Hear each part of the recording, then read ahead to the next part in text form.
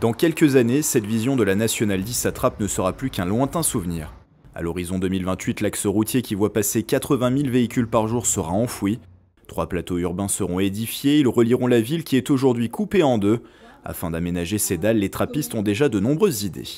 Je pense, oui, c'est bien de relier les deux côtés et puis de faire en sorte que ce soit joli et que peut-être il y ait, de ce que j'ai compris, un peu des points de rassemblement aussi. Ce qui m'intéresserait, ce serait une plus grande variété des commerçants de la ville, ainsi que des aires aussi pour les enfants. C'est ce qui manque cruellement à Trappes, en centre-ville je veux dire. Pour recueillir les attentes et visions des habitants, 50 ans en Yvelines et Trappes viennent de lancer une concertation.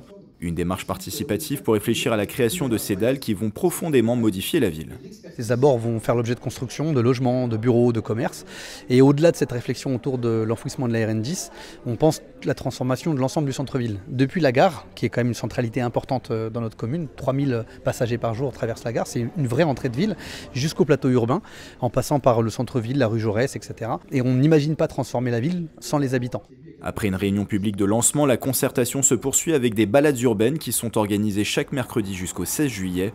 Elles ont à chaque fois une thématique, patrimoine, mobilité, espace public ou encore commerce. Il y aura également une maison du projet qui sera installée sur Mémoire de Trappes, qui est un local de la commune, qui permettra d'avoir par exemple une maquette, quelques panneaux d'affichage qui récapituleront l'avancement du projet et où les gens pourront venir s'exprimer, tester des choses sur la maquette, laisser des post-it, des petits mots pour qu'ils viennent s'exprimer même en dehors des temps dédiés à la concertation. La concertation prendra fin le 18 juillet avec une réunion publique de restitution qui se tiendra en plein air.